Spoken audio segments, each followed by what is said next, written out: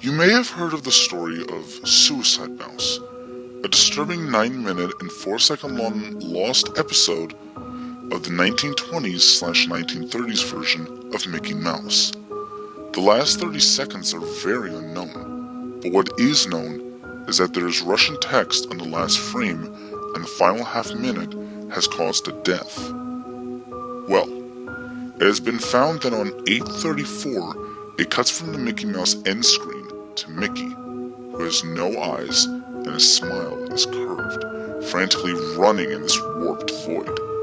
Yes, between 7 to 8:04, the floating rubble the buildings have become turned into said void, and the sidewalk moving in impossible directions seemingly merges with it, though very unnoticeable because of how distorted the video has become.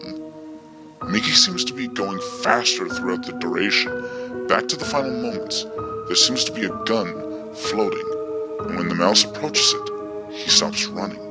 He slowly but surely picks it up, turns towards the screen, and puts the gun to his head, throughout the duration of him saying, "Real suffering is not known," 7 times, each time getting gradually louder.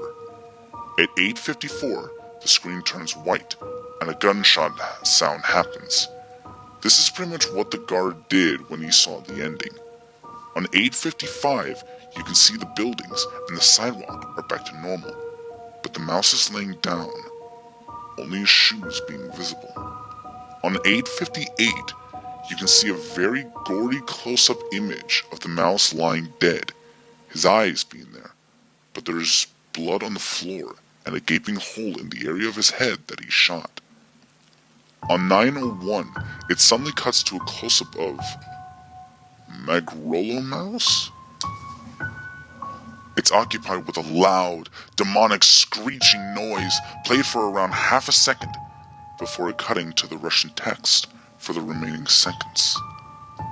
It's also worth pointing out that on the very first frame of the video, on the very left, you can see a syringe lying on the floor, and on 4:32, where the video is mostly nothing, Magrolo appears for a split second before disappearing, this time with no screeching. There are also random weird noises throughout 1:30 to 6, probably of doors closing/opening or items being picked up. Overall, Suicide Mouse probably wasn't even made by Disney in the late 1920s to early 30s. It's almost like some Russian bootleg that probably got exported to the US at the time the original story was written. In a way, we may just never know.